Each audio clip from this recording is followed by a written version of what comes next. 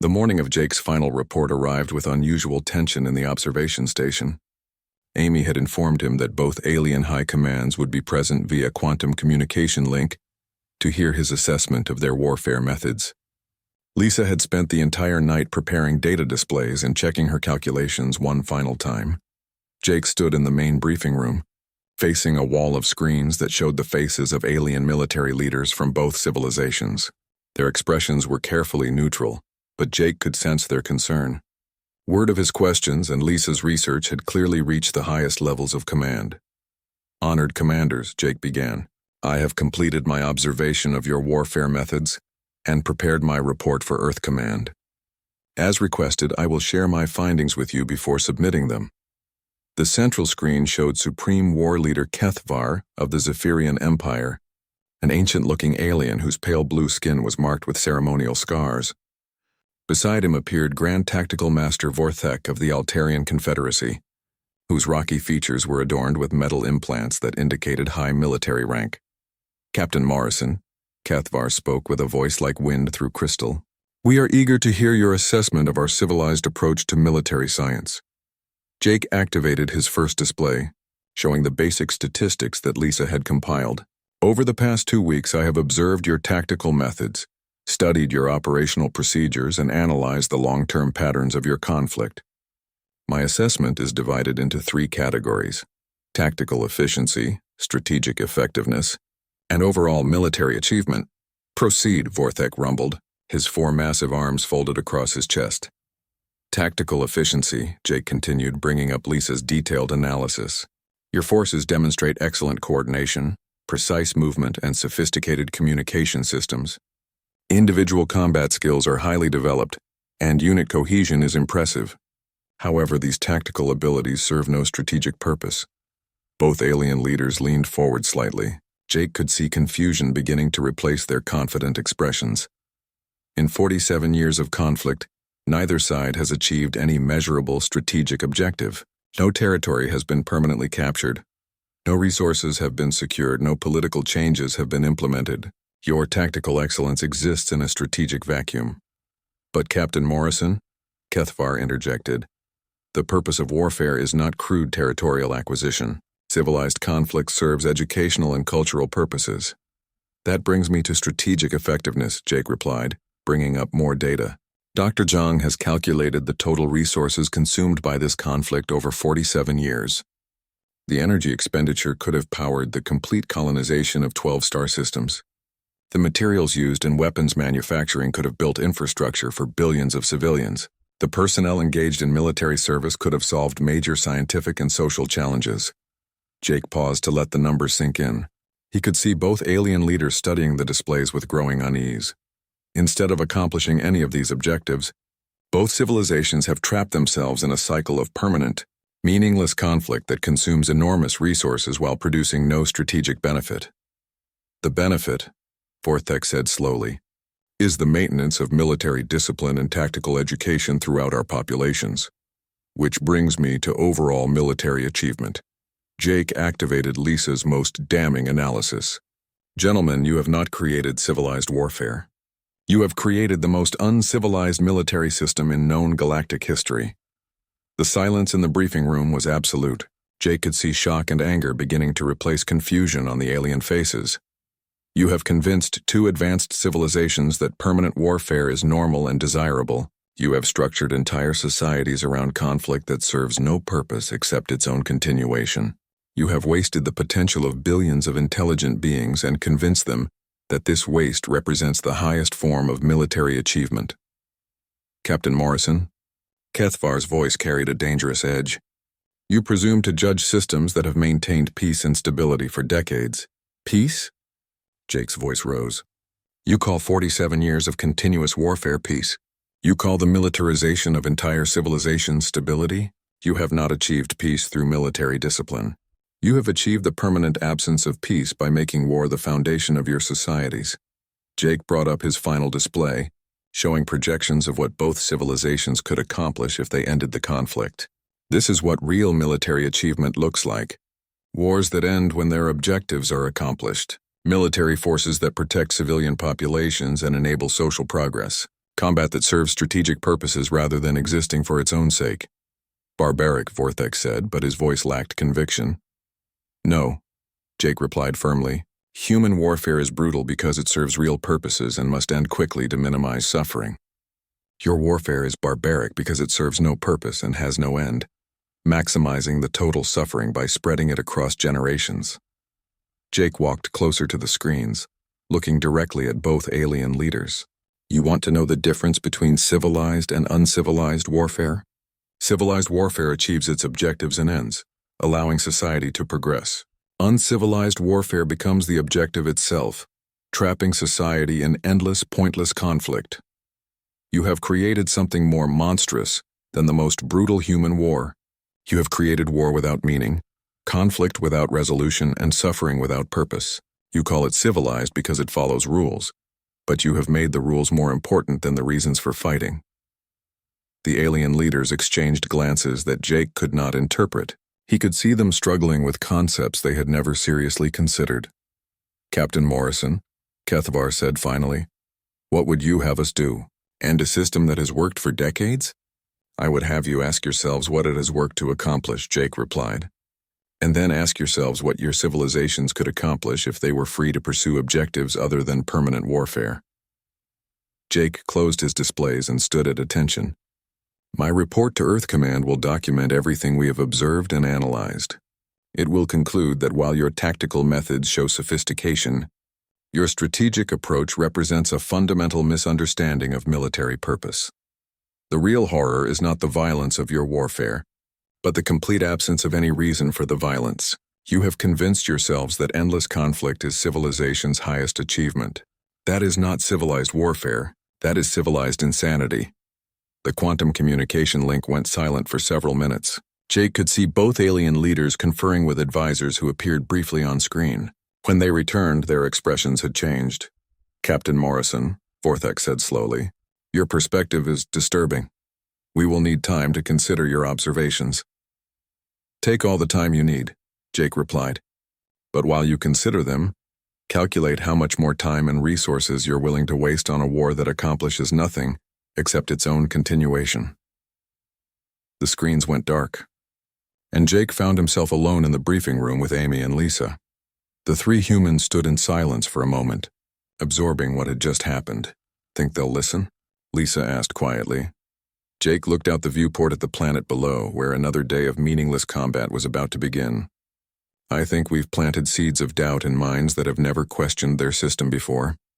Whether those seeds grow depends on how much courage those civilizations have to face the truth about what they've become.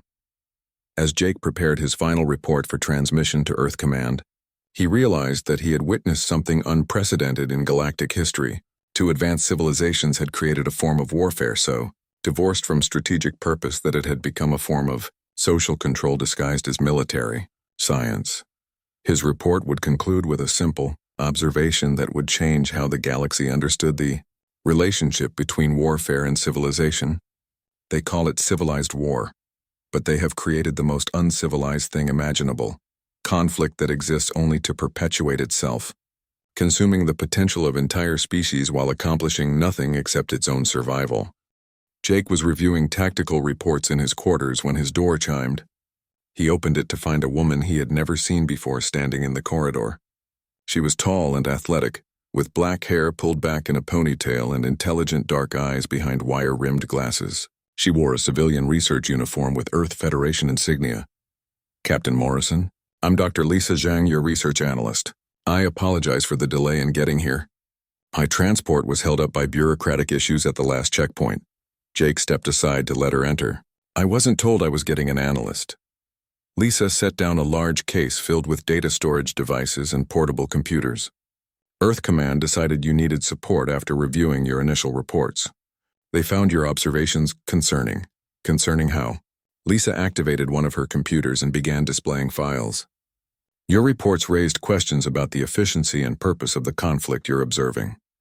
Command wants a detailed analysis of the long-term implications of this type of warfare.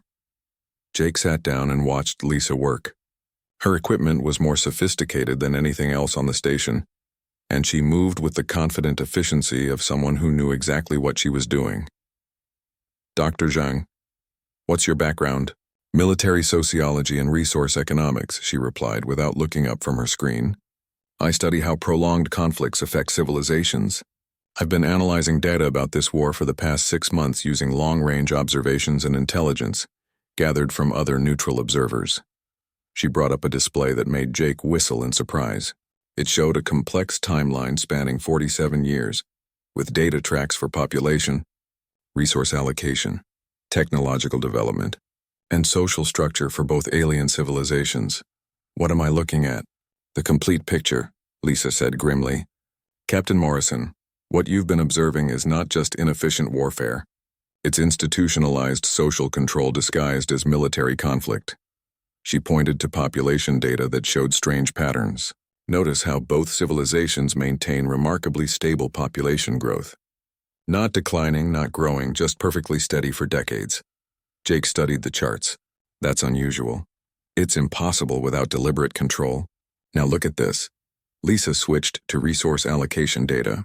Military spending accounts for 63% of both civilizations' total economic output. Infrastructure, education, research, and civilian development split the remaining 37%. That's unsustainable. It should be, but look at the employment data. Lisa brought up new charts. 42% of both populations work directly in military industries. Another 28% work in support industries that serve the military. Only 30% of either civilization's workforce is engaged in civilian economic activity. Jake felt a cold sensation in his stomach. The war is their economy, exactly. But it gets worse. Lisa's expression grew darker. I've analyzed the command structure data that Amy provided. The military leadership of both sides meets regularly outside the combat zones. Not just the battlefield commanders, the high command. Meets for what? Coordination. They plan the war together, Captain Morrison. Not individual battles, but the overall conflict strategy. They decide which weapons to introduce when, which tactics to emphasize, how to maintain the proper balance of power so neither side gains a decisive advantage. Jake stared at the data in horror. They're collaborating. It's worse than collaboration. They're partners in an elaborate deception that has convinced their entire populations that permanent warfare is normal and necessary. Lisa pulled up social analysis data. Look at public opinion surveys from both civilizations. Support for the war remains above 90% after 47 years. How is that possible? Because neither population knows anything else. 3 generations have grown up believing that civilized societies engage in permanent, structured military conflict. They think peace means the absence of proper military education. Lisa showed him education curriculum data from both civilizations. Military science is the core subject in all schools. Children learn tactical theory before they learn mathematics. Social advancement depends on military service. Civilian careers are considered secondary to military achievement. Jake felt sick. They've militarized their entire societies around a fake war. Not fake, meaningless. The war is real, but it serves no strategic purpose for either civilization. It exists to maintain social control and economic structure. Lisa brought up resource projection data. If they ended the war tomorrow and redirected their military spending, both civilizations could solve their resource shortages within a decade and begin colonizing other star systems within 20 years. But they won't end it. They can't end it. Too much of their social and economic structure depends on its continuation. Ending the war would mean restructuring their entire civilizations. Jake walked to his viewport and looked down at the planet, where another day of polite fighting was taking place. The horror isn't the war itself. It's that the war has become more important than the civilizations fighting it. Exactly. And there's something else you need to understand. Lisa's voice became even more serious. I've been monitoring communications between the alien observers on this station and their home governments. Your questions at dinner the other night have caused significant concern. What kind of concern? The kind that suggests they're beginning to realize that their system might not be as superior as they believed. Vextai submitted a report questioning the efficiency of current tactical protocols. Morden requested historical data about human warfare resolution methods. Jake turned back to Lisa. Are you saying we might be changing their minds? I'm saying we might be threatening a system that has kept 2 civilizations stable and controlled for nearly 5 decades. That makes us potentially dangerous from their leadership's perspective. Lisa showed him communication intercepts that made Jake's blood run cold. High Command on both sides is discussing the human observer problem. There's talk of restricting your access to battlefield data and limiting your interaction with field personnel. They're afraid we'll contaminate their people with ideas about efficient warfare. More than that, they're afraid we'll contaminate them with ideas about ending warfare altogether. Lisa closed her displays and looked directly at Jake. Captain Morrison, what we're documenting here is not just military inefficiency. It's a form of social control that maintains power structures by keeping populations focused on permanent, meaningless conflict. Jake sat down heavily. How do I report this to Earth Command? Very carefully. Because if we're right about what we're seeing, then exposing it could destabilize two entire civilizations. Billions of people who have never known anything but structured warfare. And if we don't expose it, then we become complicit in perpetuating a system that wastes the potential of two advanced species and teaches the galaxy that endless conflict is the highest form of military achievement. Jake stared at Lisa's data for a long time, absorbing the full scope of what they had discovered. The aliens had not created civilized warfare. They had created the most uncivilized thing possible, a war without purpose that consumed the lives and resources of billions of people, while accomplishing nothing except its own continuation. Dr. Zhang, how confident are you in this analysis? 97%. The data is overwhelming and consistent across multiple sources. Jake made his decision. Then we document everything. We prepare a complete report that exposes exactly what this system is and what it costs both civilizations. And we let Earth Command decide what to do with the information.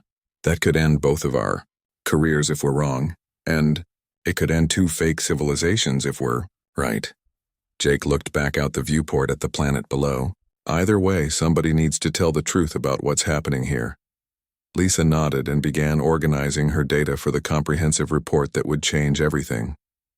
Neither of them realized that their conversation was being monitored by station security systems that reported directly to both alien high commands. Jake woke to the sound of gentle chimes echoing through the station corridors. He checked his watch and saw it was 0730 hours. Through his viewport, he could see the planet's surface beginning to light up with the morning sun. Somewhere down there, two alien armies were preparing for another day of what they called civilized war. He dressed quickly and made his way to the observation deck. The room was larger than he had expected, with multiple screens showing different views of the planet's surface. Amy stood at the central console, checking readings and adjusting displays. Vextai and Morden were already at their stations, reviewing data on portable devices. "Good morning, Captain," Amy said without looking up. "Combat begins in 25 minutes. I've prepared the main display to show Battlefield Sector 7, where today's engagement will take place." Jake moved to stand beside her and watched as the screen zoomed in on a flat plane marked with geometric patterns. The area looked like a giant game board, with clearly defined boundaries and starting positions marked in different colors. "Those lines on the ground," he said, "are those permanent?"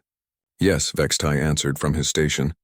"The battlefield zones are carefully maintained by both sides. Each sector has specific terrain features and tactical challenges. Today's engagement will test maneuvering skills in open terrain with limited cover." Jake studied the display more carefully. The battlefield was indeed laid out like a game board, with neat squares marking different zones and clear lines showing where each army could position itself. It looked nothing like any battlefield he had ever seen in human conflicts. At exactly 800 hours, the first units began to appear on the display. Jake watched as Zephyrian forces emerged from one side of the battlefield in perfect formation. Their vehicles moved in straight lines, maintaining precise distances from each other. The soldiers walked rather than ran, their weapons held in ceremonial positions rather than combat-ready stances. "Beautiful formation discipline," Morden commented, his forearms working at different controls. "Notice how they maintain proper spacing and present their units for optimal tactical assessment." From the other side of the battlefield, Altarian forces appeared in equally perfect formation. Their approach was different but equally precise, with larger vehicles arranged in geometric patterns and troops moving in coordinated groups. Jake noticed that both armies stopped well short of engagement range and seemed to wait for something. "What are they waiting for?" Jake asked. Amy pointed to a smaller screen showing two figures in elaborate uniforms standing between the armies. The combat commanders must formally declare the engagement rules and objectives for today's battle. It's part of the civilized warfare protocol. Jake watched as the two commanders met in the center of the battlefield and began what appeared to be a lengthy conversation. Their body language was polite and formal, more like diplomats than military officers about to fight each other. They're discussing today's victory conditions, Vextai explained. Which units must be neutralized, which terrain features must be captured, and what constitutes acceptable tactical behavior for this engagement. This takes about 15 minutes every morning, Amy added, sometimes longer if they need to negotiate special conditions or discuss equipment modifications. Jake felt his jaw tighten. They negotiate the battle before they fight it? Of course, Morden said, sounding surprised by Jake's tone. How else would you ensure fair and educational combat? Random violence teaches nothing and proves nothing. Finally, the commanders finished their discussion and returned to their respective armies. Jake watched as both sides began their advance, moving toward each other with the slow precision of a parade rather than the urgency of combat. When they came within range, the first energy weapons began to fire. The weapons created bright flashes of colored light that looked more like fireworks than military equipment. When the energy beams struck targets, soldiers simply stopped moving and sat down where they were, apparently unconscious but unharmed. Their comrades continued the advance, stepping carefully around the fallen and maintaining their formations. Magnificent tactical display, Vextai said with obvious pleasure. Watch how the Zephyrian left flank is using the cover rotation technique to advance while minimizing exposure. Jake watched the aliens fight their careful, polite war and felt increasingly disturbed. The combat looked like an elaborate dance or training exercise. Soldiers who were hit by enemy fire sat down peacefully and waited to be collected by medical teams. No one ran for cover or showed signs of fear or urgency. When units met in close combat, they engaged in what looked more like fencing matches than life-or-death struggles. At exactly 1200 hours, both armies simply stopped fighting. Weapons were lowered, and soldiers from both sides began setting up what appeared to be picnic areas in the middle of the battlefield. Medical teams moved among the unconscious soldiers, checking their condition and providing care. Lunch break, Amy explained. Both sides eat together and discuss the morning's tactical performances. It's considered part of the learning process. Jake stared at the screen in disbelief. Enemy soldiers were sitting together, sharing food and apparently having friendly conversations about the battle they had just finished fighting. This is insane, he said quietly. Insane? Morden's rocky features showed confusion. Captain Morrison, this is the highest form of military art. Combat without hatred, tactics without brutality, victory without destruction. Vextai nodded in agreement. Your human wars, from what we have studied, seem to involve considerable unnecessary suffering. Soldiers killing each other permanently, destroying property and resources, fighting without proper rules or structure. How does such chaos teach anything useful? Jake turned to look at both aliens. It teaches you to win. It teaches you to end the conflict and go home. But why would you want to end something so educational? Morden asked. War is the greatest test of tactical skill and technological development. To end it quickly would waste its potential for advancement. At 1400 hours, the afternoon session began with another formal meeting between commanders. Jake watched the same careful, polite combat resume, with the same precise formations and gentle weapons. Soldiers continued to sit down peacefully when hit, and medical teams continued to treat everyone equally regardless of which side they belonged to. The pattern continued until exactly 1700 hours, when both armies packed up their equipment and began to withdraw to their respective bases. The unconscious soldiers were loaded onto comfortable medical transports and taken away for recovery. The battlefield was carefully cleaned and maintained for the next day's engagement. Excellent performance today, Vextai said as the displays went dark. The Altarian pincer movement in the final hour was particularly well executed. Indeed, Morden agreed. Though I thought the Zephyrian counter-rotation showed superior spatial reasoning, both sides demonstrated fine tactical awareness. Jake stood in the observation room as the aliens discussed the day's fighting like sports commentators analyzing a game. He thought about the 47 years Amy had mentioned, and suddenly the full scope of what he was seeing began to sink in. This was not war as humans understood it. This was something else entirely, something that wore the mask of warfare but served a completely different purpose. As he made his way back to his quarters that evening, Jake found himself thinking about real wars he had studied and participated in. Conflicts where soldiers fought desperately for causes they believed in, where victory meant survival and defeat meant death or slavery. Wars that ended because one side achieved its objectives or because both sides could no longer continue fighting. What he had observed today was not war at all. It was performance art disguised as military conflict, an elaborate game played by civilizations that had forgotten what real warfare was supposed to accomplish. And it had been going on for 47 years with no end in sight. 3 days had passed since Jake first observed the alien warfare, and each day followed the same pattern. Polite morning negotiations, careful afternoon combat, friendly lunch breaks, and evening discussions of tactical performance. Jake found himself growing more frustrated with each passing hour, though he tried to hide his feelings from his alien colleagues. On the 4th evening, Amy invited all the observers to what she called a cultural exchange dinner in the station's dining hall. The room was decorated with symbols from all 3 cultures, Earth, Zephyria, and Altaria. A large table held foods from each world, though Jake noticed the alien dishes looked more like art projects than actual meals. Vexti arrived wearing what appeared to be ceremonial robes covered in intricate patterns. Morden had polished his rocky skin until it gleamed and wore metal ornaments on all 4 arms.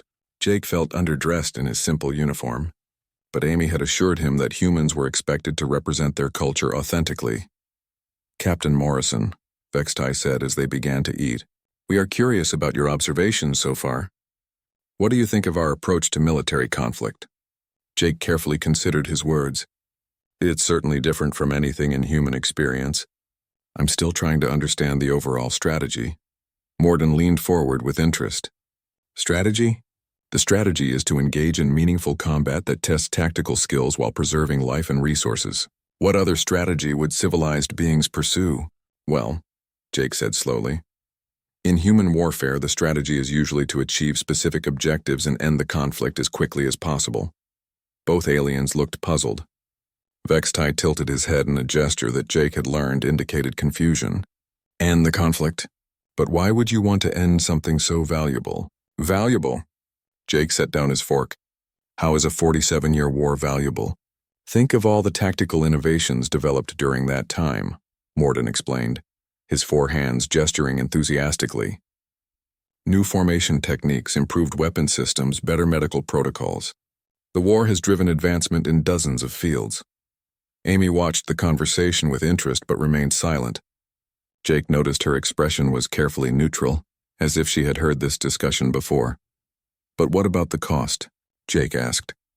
47 years of military spending, resources devoted to warfare instead of exploration or development, entire generations growing up knowing nothing but this conflict. Vexti looked genuinely surprised. "Those are not costs, Captain Morrison. They are investments in military science and tactical education. Every young Zephyrian and Altarian learns valuable lessons by participating in the war." "What lessons?" Jake's voice was sharper than he intended. "Discipline, tactical thinking, cooperation under stress, respect for proper military procedure," Morden listed. "These are the foundations of civilized society." Jake took a deep breath and tried a different approach. "In human military history, we've fought many wars. The Second World War lasted 6 years and involved most of our planet. It ended with complete victory for one side and the total restructuring of global politics." Both aliens leaned forward with fascination. "Only 6 years?" Vexti asked. "How could you possibly explore all the tactical possibilities in such a short time?" "We weren't trying to explore tactical possibilities," Jake explained. "We were trying to stop fascism from taking over the world. When we accomplished that objective, the war ended." Morden's rocky features showed what Jake interpreted as horror. "You fought for ideological reasons? With the specific intention of destroying your opponent's political system?" "Yes, because their political system involved murdering millions of innocent people." The aliens exchanged glances that Jake could not interpret. Vexti spoke carefully. "Captain Morrison, what you describe sounds like the behavior of primitive species driven by emotion rather than reason. Civilized warfare should never be about destroying opponents or forcing political change." "Then what should it be about?" Jake asked. Excellence, Morden replied immediately. The pursuit of tactical perfection and military artistry. War is too valuable an educational tool to waste on crude objectives like political dominance. Jake felt his patience finally snap. Educational tool? You've spent 47 years playing soldier while real problems go unsolved. What have either of your civilizations accomplished during this time? What new worlds have you colonized? What scientific discoveries have you made? What diseases have you cured? The dining hall fell silent. Amy shifted uncomfortably in her seat, and both aliens stared at Jake with expressions he could not read. Captain Morrison, Vextai said slowly, you seem to misunderstand the purpose of civilization. We have achieved peace and stability through proper military structure. Our societies function smoothly because everyone understands their role in the great tactical exercise. You call this peace? Jake gestured toward the viewports that showed the planet below. Two civilizations locked in permanent conflict, spending enormous resources on weapons that don't kill anyone, fighting for objectives that change daily, with no possibility of resolution. Morden's forearms moved in agitation. It is civilized peace, controlled conflict, warfare elevated to art rather than degraded to savagery. It's not warfare at all, Jake said firmly. It's an elaborate waste of time and resources disguised as military activity. Real warfare serves a purpose. It resolves disputes, protects populations, achieves strategic objectives, and then ends so society can move forward. Barbaric, Vextai said quietly. You would use warfare as a tool of destruction rather than creation. I would use warfare to accomplish something, Jake replied.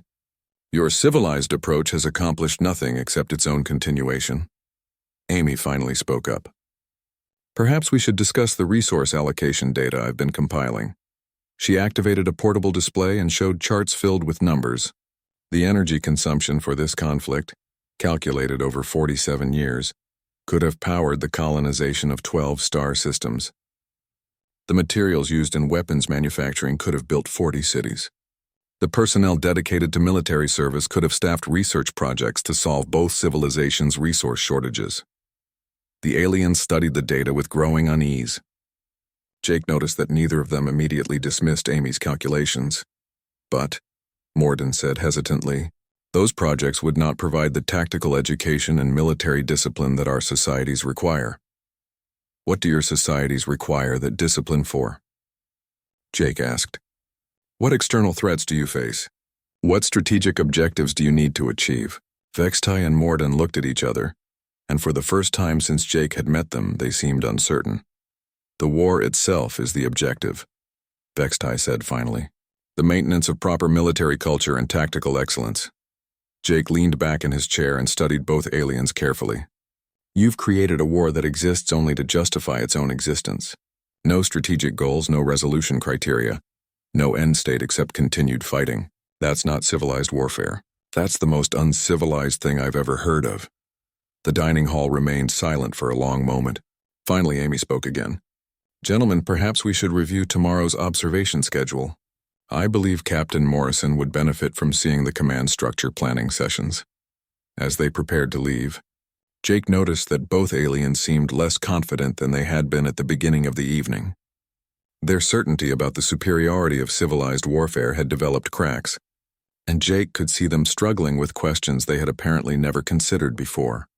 Walking back to his quarters, Jake found himself wondering if he was beginning to understand the real horror of what he was observing. It was not the violence of the warfare that disturbed him. It was the complete absence of purpose behind the violence. The aliens had created something far worse than brutal conflict. They had created meaningless conflict, and they had convinced themselves it was civilization. Captain Jake Morrison stared out the viewport of the transport ship as it approached the observation station. The metal structure hung in space like a giant wheel, slowly spinning around its central hub. Beyond it, the planet Kepler 442b turned in its orbit. A blue and green world that looked peaceful from this distance.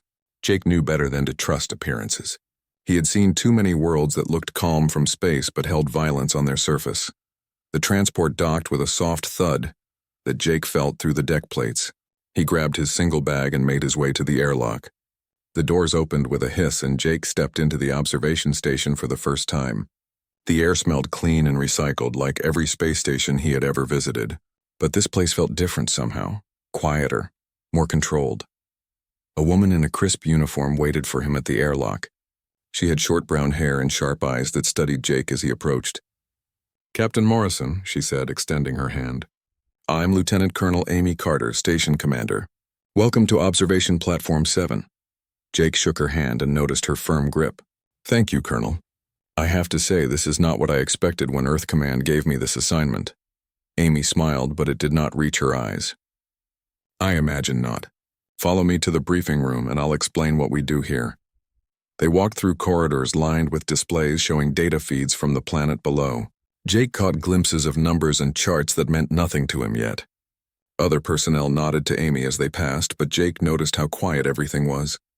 On human military stations there was always noise. People talking, equipment humming, boots on metal floors.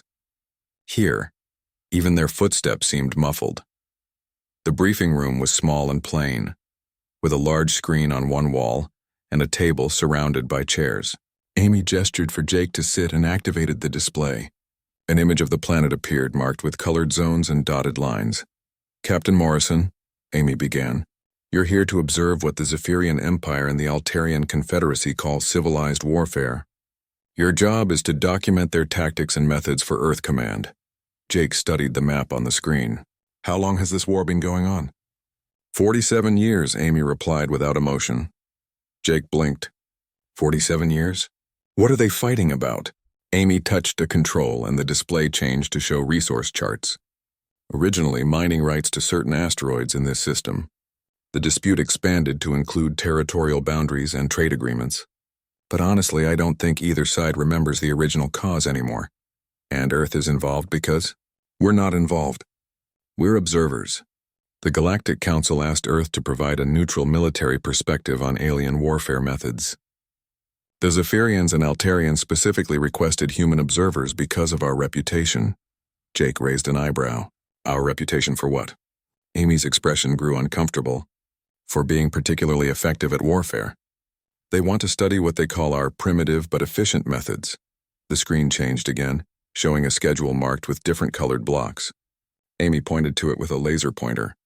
This is where things get interesting.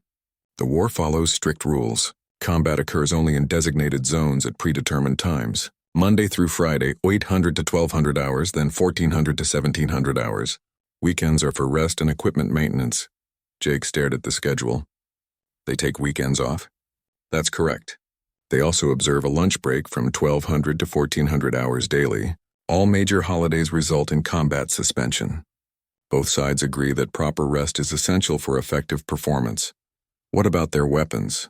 Amy brought up another display showing sleek, elegant devices that looked more like tools than weapons.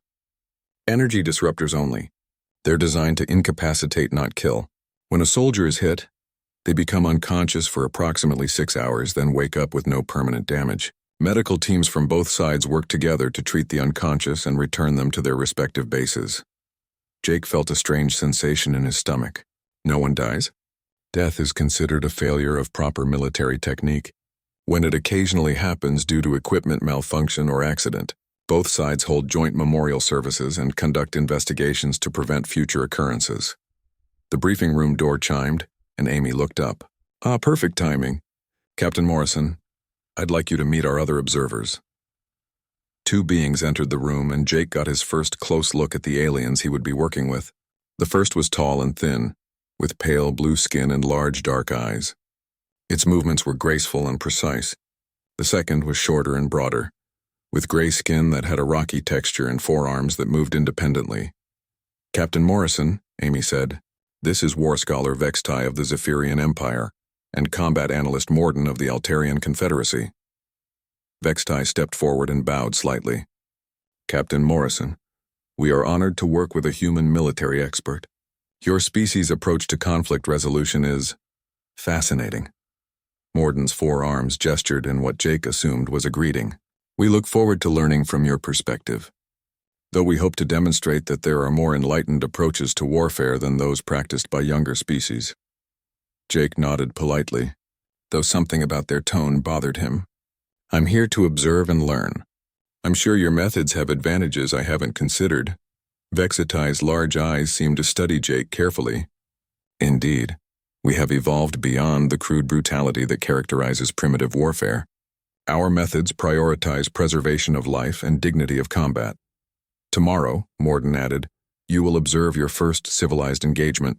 We believe you will find it quite educational, though perhaps disturbing given your species' background. Amy checked her watch. Captain Morrison, let me show you to your quarters. You'll want to rest before tomorrow's observation session. As they left the briefing room, Jake found himself thinking about the schedule he had seen. 47 years of war with weekends off and lunch breaks, weapons designed not to kill, joint memorial services for accidental deaths. It all sounded very reasonable and humane, but something nagged at him. In his experience, wars that lasted 47 years were not reasonable or humane, no matter what rules they followed. His quarters were small, but comfortable, with a viewport that showed the planet below. Jake unpacked his few belongings and tried to process what he had learned. Earth Command had sent him here to observe alien warfare tactics, but he was beginning to suspect that what he would really be observing was something else entirely. Something that the aliens called civilized, but that felt wrong in ways he could not yet explain. He fell asleep staring out the viewport at the peaceful-looking planet, wondering what he would see when the sun rose and the war began again.